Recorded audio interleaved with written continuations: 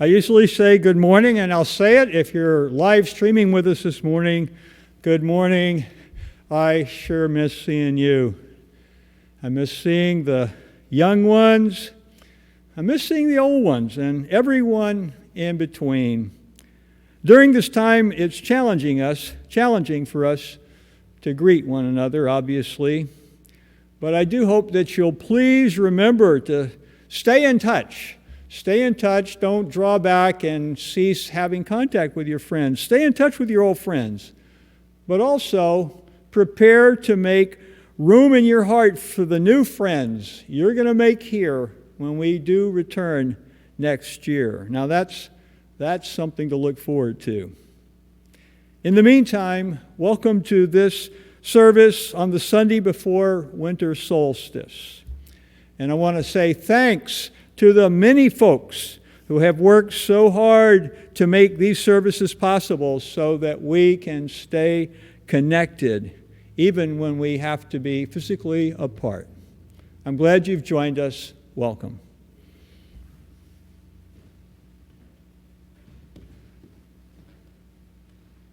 Our opening hymn this morning is Let There Be Light. It's number 142 in the Great Hymnal.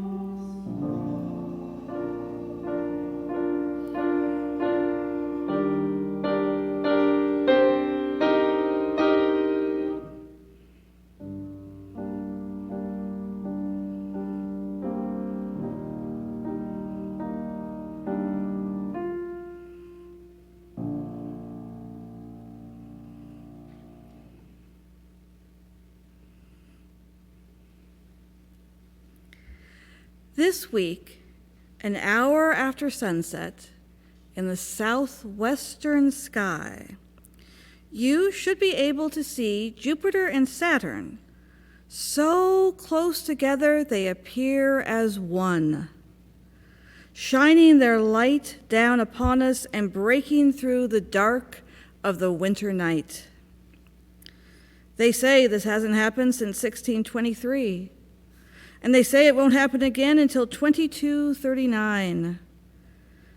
They say this likely is what occurred when we say the star of Bethlehem shone bright that night so long ago. That light brought a sense of hope and renewal to a tired people.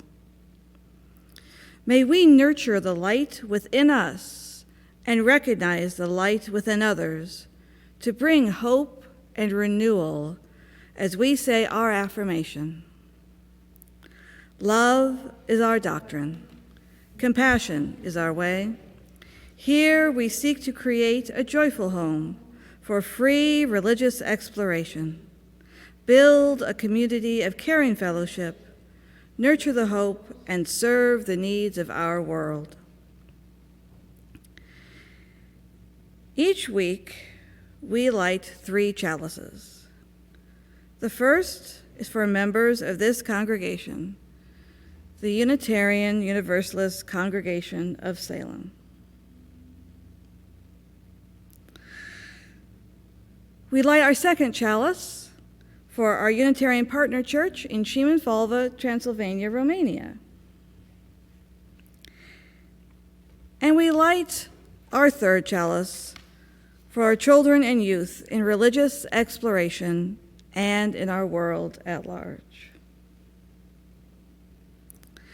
We light this chalice to help us move from untruth to truth, to help us move from ignorance to wisdom, to help us move from animosity to love, to help us move from bondage to freedom. We rededicate ourselves before this light to affirm and practice truth, wisdom, love, and freedom today and in the days to come. Upanishads, adapted from Lifting Up Our Voices, Readings in the Living Tradition. Please join me in singing The Flame into Life.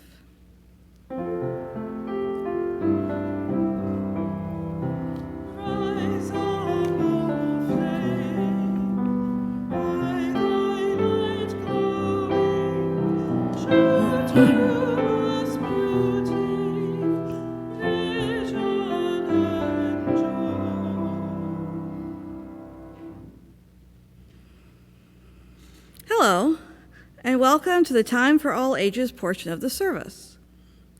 Today, I'm going to tell you a story that is traditionally told on the final Sunday of Advent. Advent is the time leading up to Christmas, and in some churches, they light one candle on the Advent wreath, each of the 4 Sundays in December, and a final candle is lit in the center on Christmas Eve. Some of you may have Advent calendars like this at home, where you open up a window each day from December 1st until Christmas Eve and count down the days until Christmas. The lighting of the candles on Sundays in some churches during Advent is basically the same idea. The story I'm going to tell you today is an Advent story that illustrates your part or our part together as humans and stewards of the earth in helping to bring back the light of the sun at winter solstice or Christmas. This story is called The Child of Light by Jan Tannerome and Jerry Whittlesey. Long, long ago, Mother Mary was preparing for the first Christmas. It was time for her to weave a robe for the Christ child who soon was to be born. Among the stars she wandered, and they gave her radiant threads of crystal for the child's robe. To the moon she went, and it gave her silver threads. Threads of gleaming gold the sun gave to her. And so Mother Mary gathered all the lovely threads and began to weave. But alas, the threads slipped apart and could not be woven together. On her way went Mother Mary, searching. "Ah, dear stones and crystals," said Mother Mary, "you are so strong and firm. Might you be able to help me weave these threads into a robe for the Christ child?" "No, Mother Mary. We will mark your pathway to the stable and give you sturdy ground for your footsteps, but we cannot help you weave your threads." "Oh, dear plants," said Mother Mary, "you are so lovely and green. Some of you are even green even in the depth of winter. Might you be able to help me weave these threads into a robe for the Christ child?" "No, Mother Mary.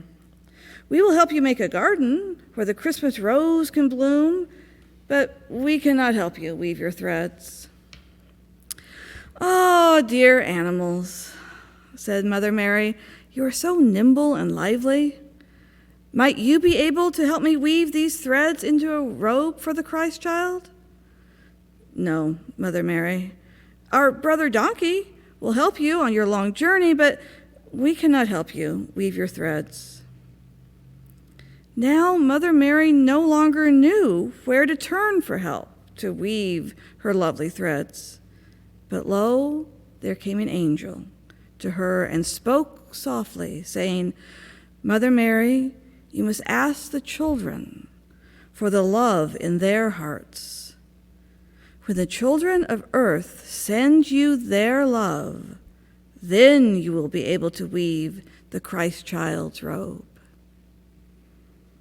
And that is just what happened. And now, each year at Advent time, the angel comes and brings us a light in the darkness. From it, every child may take a light.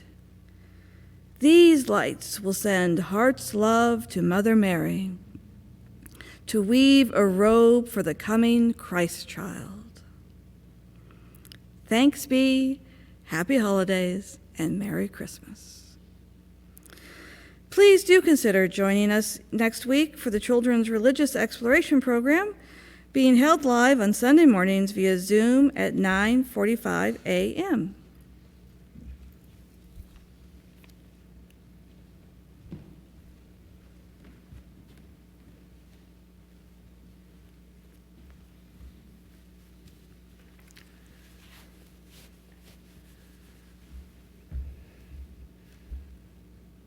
Take just a moment now to settle into where you are.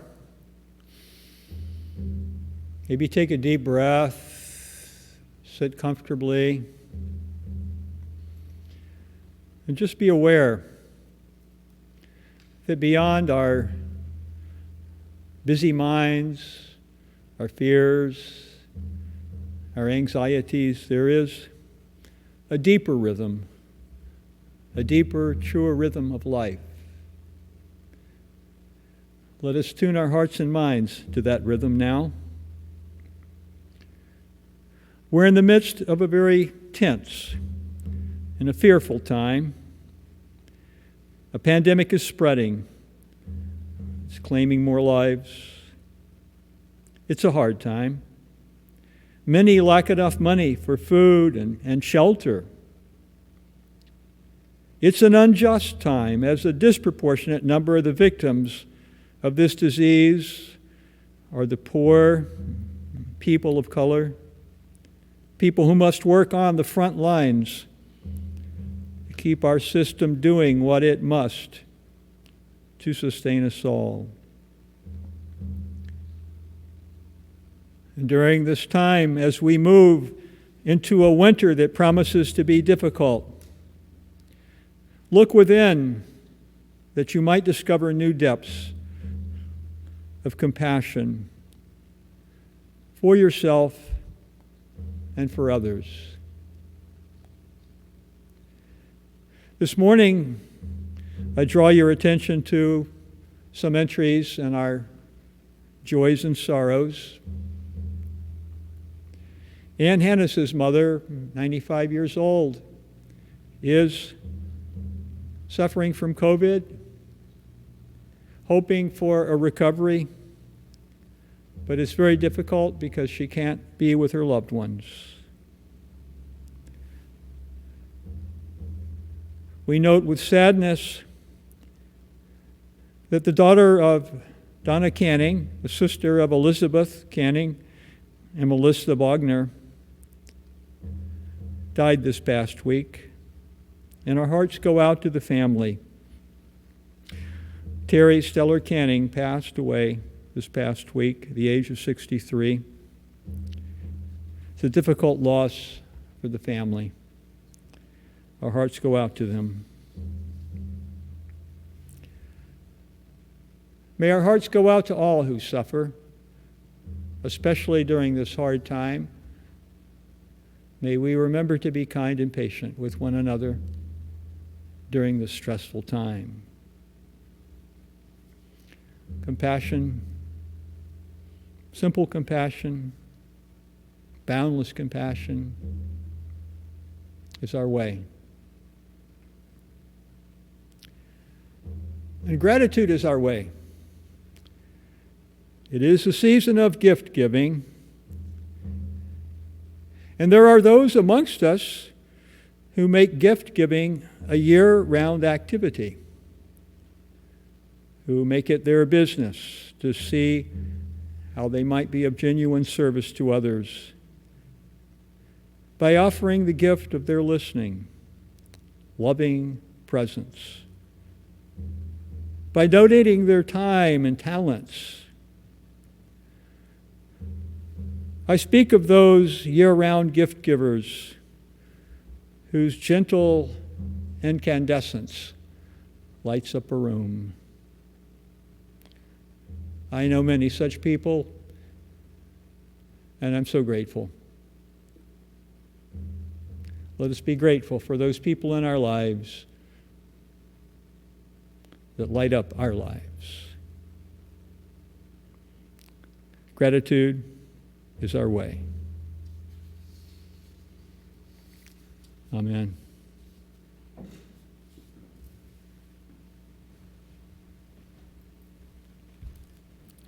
Please share your joys and concerns on the website so that we may be connected as a community during these difficult times. Thank you.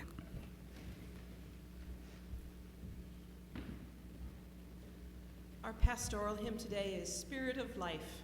It's number 123 in the gray hymnal.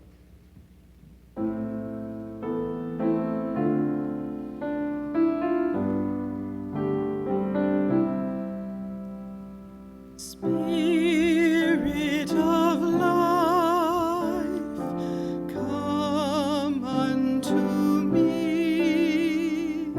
Sing in my heart all the stirrings of compassion. Blow in the wind, rise in the sea. Move in the hand, giving life the shape of justice. Roots hold me close, wings set me free.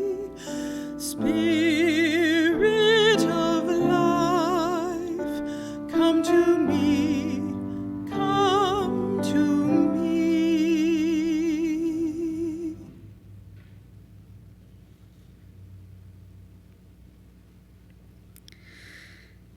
In the stillness of the winter morn, the moon shines brightly on the smooth, clear lake. Not a ripple in sight. The moon reaches down to drink from the still, peaceful waters, delving into the deep, cool blue to the core of the earth, renewing once again the thread between heaven and earth.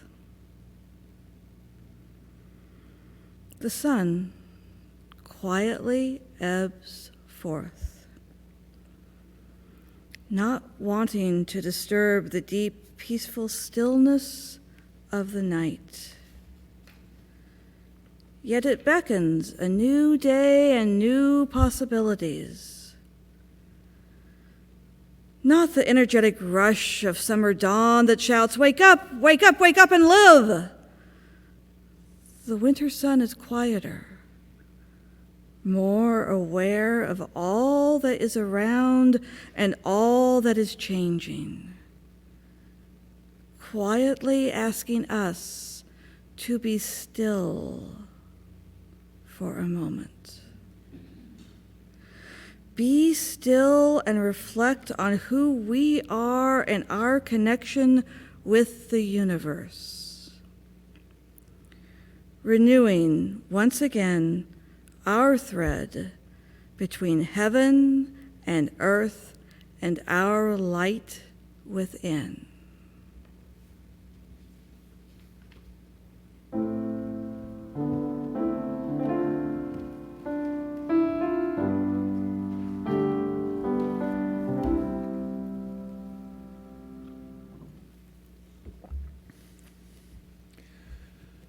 Sometime during my third or fourth year, I don't know exactly when, but right around then, sometime around the third or fourth year of my life, things seemed to be going fairly well as best as I can recollect. I had a comfortable home, I was well cared for, and I honestly felt that my parents loved me. And then one day, it all came crashing down. My mom took me to some place I'd never been before with strange people. It was some cold institutional setting. I didn't know what was going on. Didn't feel right, though. My mother talked with these people for just a moment, and then she said goodbye, and then she left without me. I had been abandoned, turned over to complete strangers. I didn't know what I had done to deserve this fate. All I knew was that it was all over for me. I had, in effect, been cast into the outer darkness where there was much moaning and wailing, all of it coming from me. I was later told that the people there, they tried to comfort me, but it was no use. I was inconsolable.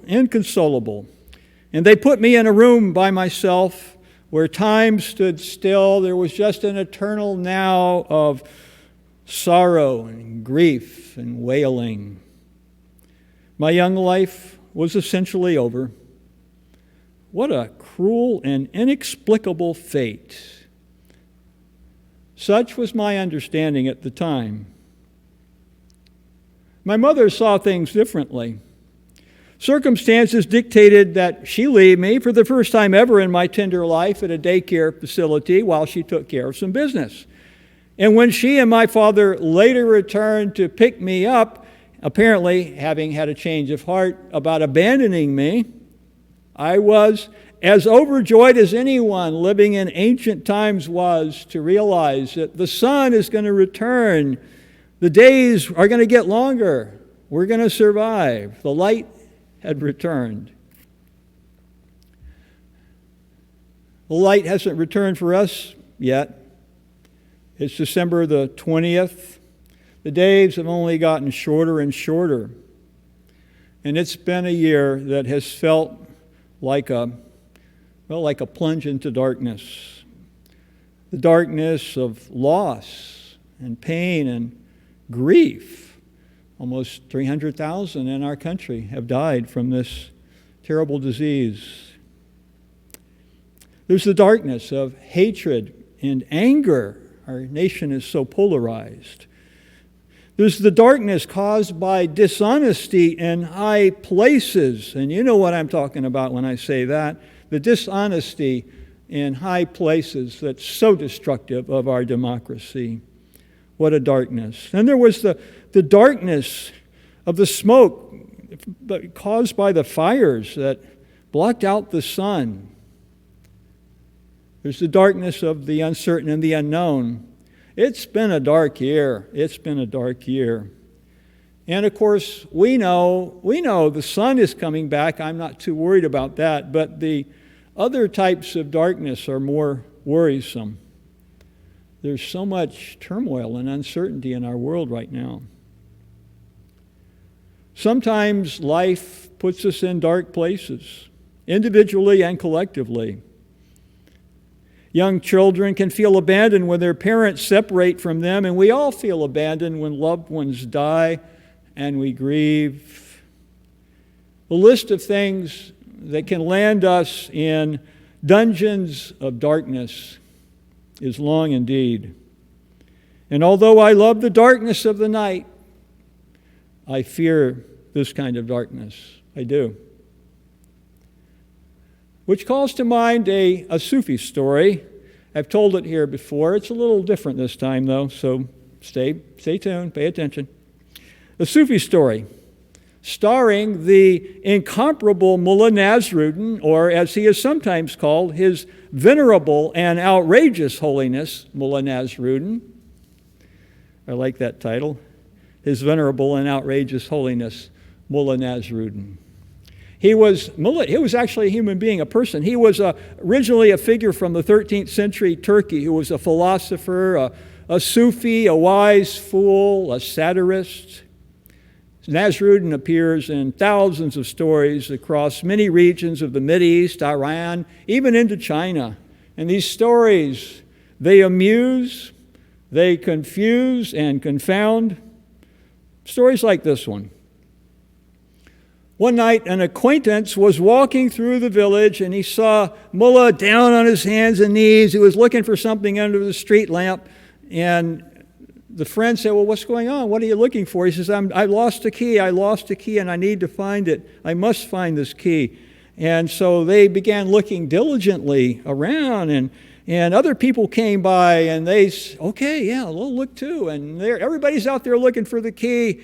And eventually somebody says, well, Mullah, do you have some idea of the approximate area where you lost your key? He says, oh, yes, I lost it in my house. What? I lost it in my house. Well, why are we looking out here? Well, the light is better. The light is better.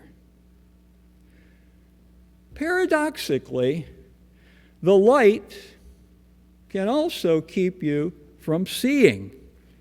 Hence the term light pollution. Have you ever gone out into the wilderness? Like Eastern Oregon is good. In the high desert, far beyond the cities and the towns, beyond all the artificial light of civilization. Go out there. If you have never done it, I hope you can. And you gaze into, then you see the Milky Way. You don't see the Milky Way here, but you can see it. You can see the Milky Way. You can see thousands of stars that you'll never see when you're in the city. It's wonderful. And if astronomers are around with their telescopes, they will not want you to turn on a flashlight or any kind of light, because that will make our pupils constrict too much, and then we won't be able to see the stars above. It takes some time to accept and adjust to the inevitable darkness that comes into the home of your being before you can look for the key of liberating awareness.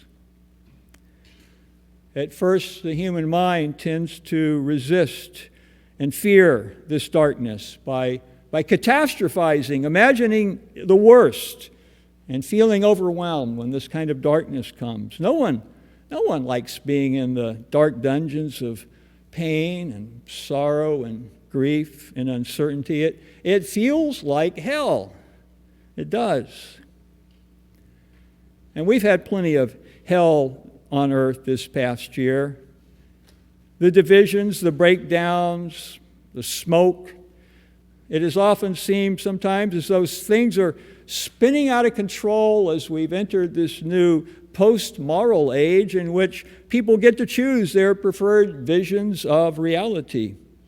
And truth gets blocked out by a cloud of lies. The year 2020 has been dark. Darkest year I can remember. So, when you are in the darkness, what can you do? What can you do? The Buddhist teacher, Jack Kornfield, tells us that his own master, his own Thai master, Ajahn Chah, told his students to take the one seat. Take the one seat. Meaning that when you meditate, you just sit in one place and you deal with whatever comes, whatever arises. You don't run away. You don't run away.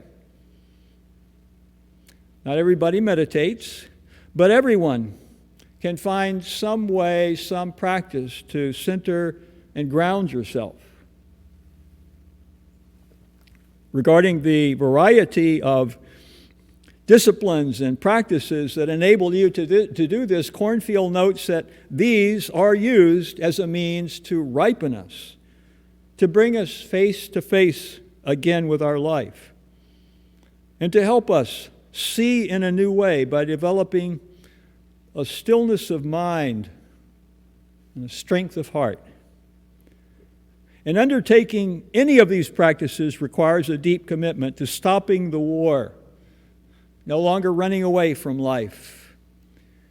Each practice moves us back into the present with a clearer, more receptive, honest state of awareness. In other words, to simplify, one key discovery to be made in the darkness is that you can find freedom even in an unfree place. We used to talk about that a lot during my prison ministry, and I'd go in and say, you can still find freedom here. You can. In the darkness, when you accept being there, when your eyes adjust, you can grow. You can grow in acceptance of that which you can't change and recognition of what you can change, most notably yourself, becoming more calm and patient and understanding. If you can bear to stay in the one seat, that place where you stop running away. For me, it's the meditation cushion every day. Recently, a member of our community was telling me about their long process of grieving the loss of a loved one. And at first, you don't want to go into your grief. You want to avoid it. You want to avoid this one seat. Sometimes the one seat is the seat of grief. But this person recognized that this was becoming something unexpected. This grief was leading in some unexpected directions. It was leading to a deeper understanding, not only of the person, but other people. Those who suffer loss and pain, and who doesn't fall into that category, those who suffer loss and pain are often moved to become what the theologian, psychologist Henri Nouwen calls wounded healers. You ever heard that phrase before? Wounded healers? It's those people who know pain, who know sorrow, who know suffering the most, who are able to heal others because they know. They know what it feels like. You never know. You don't. You never know where or when wounded healers are going to appear. There are certainly many wounded in our world, especially in certain places. Consider this neighborhood. There's a neighborhood in southeast Washington, D.C. It's been very dark there this year, very dark this year. They had, in the first 5 months of the year, in this not too large neighborhood, they had 11 gang-related shootings. And it's always hard to hear about this because when you hear about it and read about it, you realize we're all complicit in this. We're all complicit in these young lives being lost to this kind of tragedy. And so there was these shootings, and a group of older men in the community, the men who were wounded healers, I think, because they had had criminal history of their own. They formed a local program. They called it Cure the Streets. They got in touch with the gang members. They arranged for a truce and an ongoing dialogue between the warring gang members. Do you think the warring gang members with guns in their hands and hatred in their hearts were ready to enter into dialogue? Nope, they didn't. They didn't want to do it. But they were coaxed to sit in the one seat where dialogue, true dialogue, could happen. Dialogue is almost always good if you can get it started, because eventually adversaries may begin to recognize the humanity of their purported enemies. Well, at first, these warring gang members, they wouldn't even talk to each other, just silent. Wouldn't even talk to each other. But eventually, some sharing began to happen. It took a dozen meetings, but then something happened. A dam burst, and sharing happened. And by the end of those dozen meetings, something else happened that you certainly would not have predicted to see happening in this neighborhood in southwest Washington, D.C., between these people who were fighting and killing one another. Something happened between them. Love. Love. They declared their love, their brotherly love for one another. Bitter rivals became sweet friends. Bitter rivals became sweet friends. Lots of wounded healing has happened there since. That gives me a sense of hope to hear stories like that. What a mystery. What a mystery. What happened to these embittered young gang members? What's going on? One word will suffice to answer the question. I'll translate it if you don't know the translation. Agape is the word, agape. It's the type of love that the most usually associated with the Christian tradition, but it has ancient Greek roots. It speaks of agape is a form of love that is unconditional. It's just there. It happens. It's in the human heart. It can't be explained. In fact, every major religious tradition has its own way of pointing to this reality, that there's this boundless loving kindness, there's this unconditional compassion and positive regard that we have for one another when we touch certain places in the deep, dark depths of our hearts.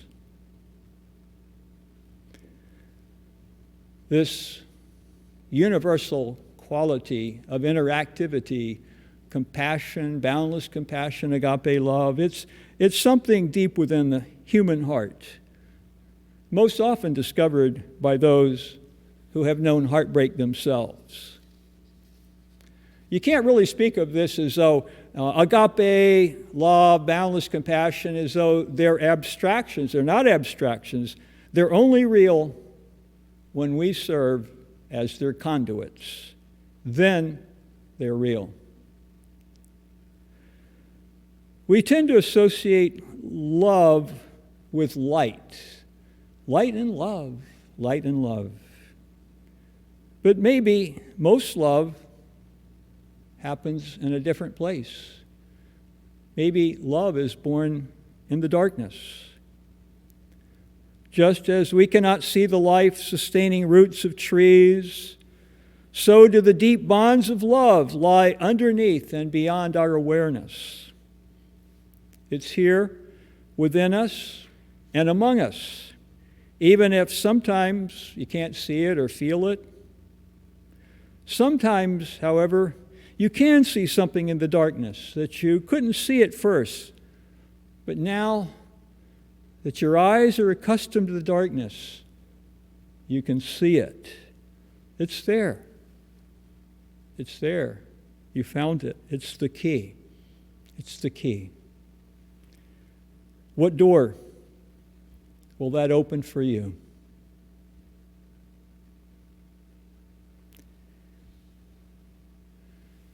Will you please join me just in a moment of reflection?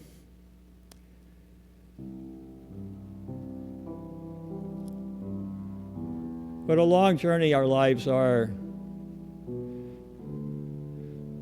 As this planet circles around the sun, and we know light and dark and light. And we know sorrow, and we know pain, and we know grief. We've had our hearts broken.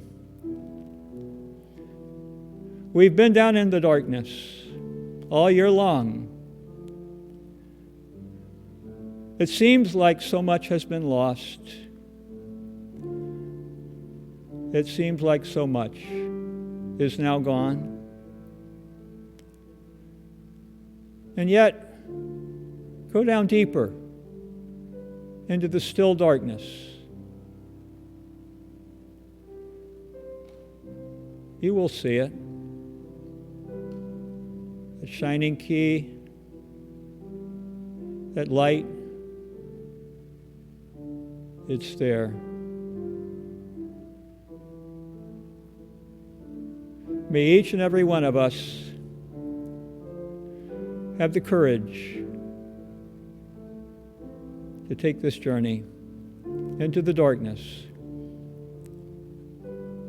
that we might return to bless this world.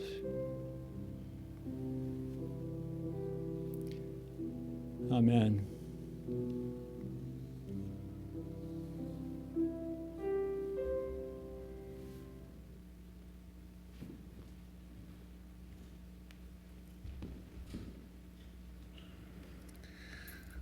Our prime purpose in this life is to help others. If you can't help them, at least don't hurt them. The Dalai Lama. Here at UUCS, we try and help, not hurt others, both within our community and the larger community of Salem. We do this through donations to the Marion Polk Food Share, and for the month of December, Emerge, the interfaith movement for immigrant justice, accompanies and equips communities and people of faith to advance immigrant justice through direct help of immigrants facing detention and deportation, policy advocacy at local, state, and national levels, and prophetic action. Founded in 2006, Emerge is in relationship with leaders from over 140 congregations throughout the state of Oregon, including our own UUCS. Please show them your support this month. You can do this by sending your checks to UUCS or visit the website to donate.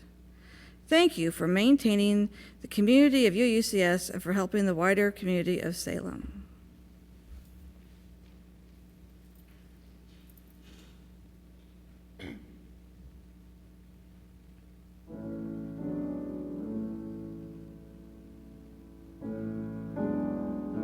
The water is wide, I cannot get o'er, and neither have I wings to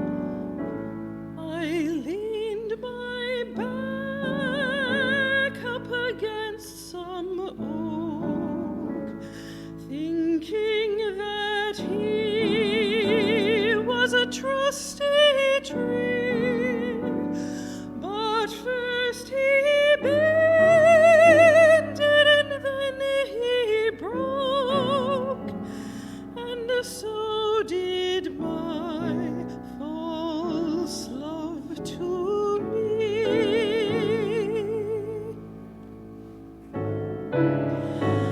A ship there is, and she sails the sea.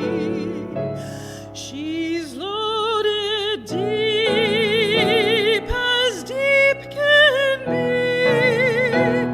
but not so deep as the love I'm in. I know not if I sink or swim.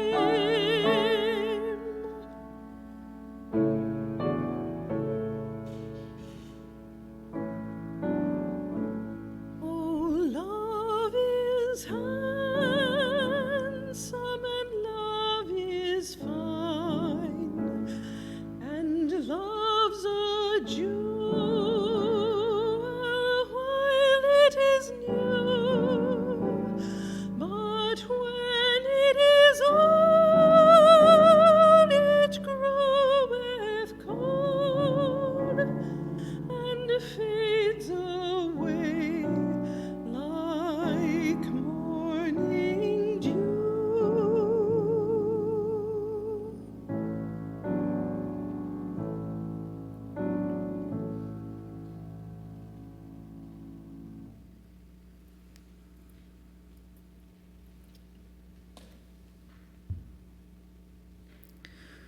We take the light from our chalice, lighting the social justice candle as a symbolic reminder of the light and justice we carry out into the world.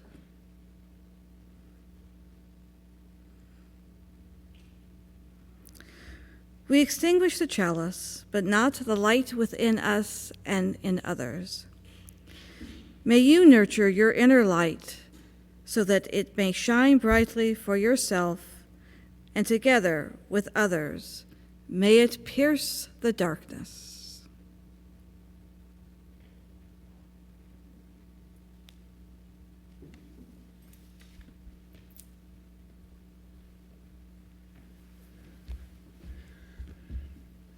Don't forget to join us in the fellowship hall for coffee after. No, I'm sorry, I got confused. But won't it be nice when we can do that again? Have coffee together and tea or whatever, and be in the fellowship hall, and all the little kids are running around, and everybody's talking. It's just such a wonderful feeling. But we still do have fellowship hours, the Zoom fellowship hours. And maybe it's not quite as good as being there in person. It's better than not doing anything, I'll tell you that. So check it out. You can follow the Zoom gatherings by looking at your website and figuring out how to register for that, and please do join in. I know that you'll be glad that you did. I want to make a couple of announcements about things that are coming up. First of all, there's going to be I'm going to mention the kids concert in just a second. I'm going to take them in chronological order. There's a Christmas Eve lantern walk. If you would love to come, we'd sure love to see you.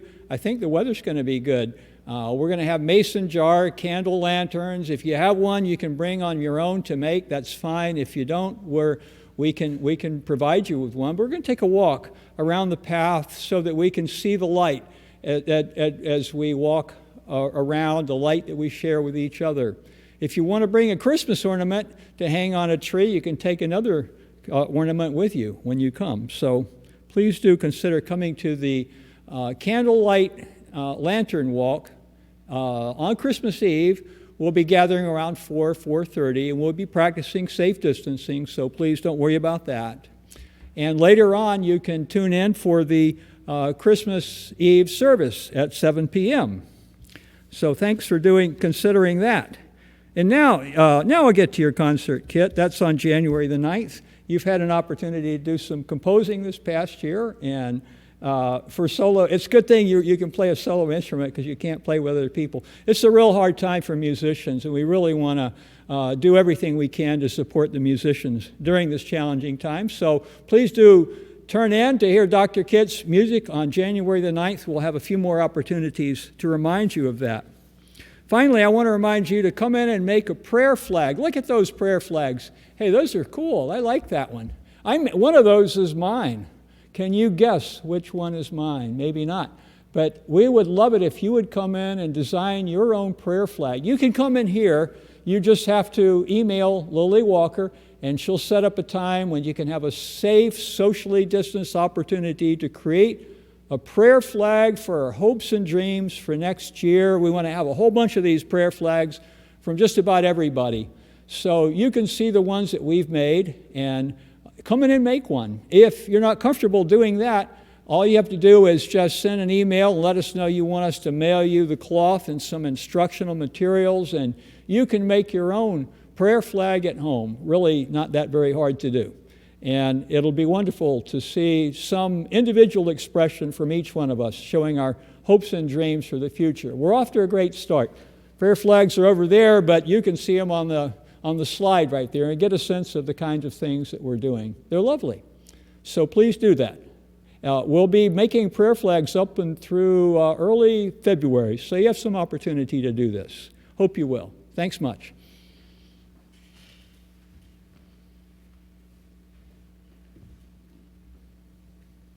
Our closing hymn today is This Little Light of Mine. It's number 118 in the Gray Hymnal.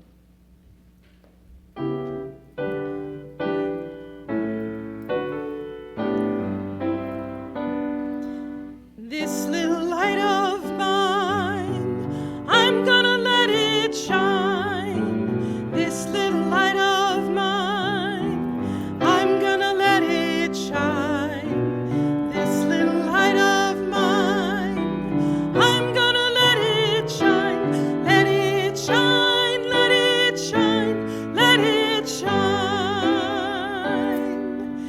Everywhere I go, I'm gonna let it shine.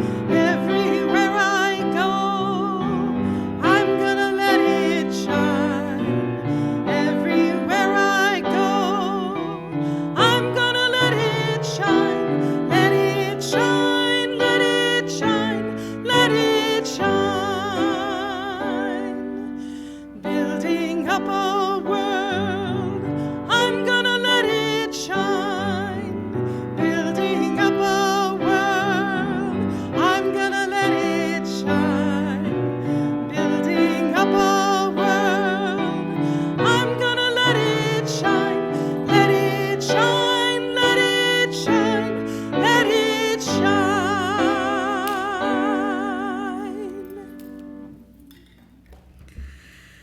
Please imagine all of us here today helping to provide the service to you, holding your hands as we say our affirmation. Not our affirmation, but our closing words.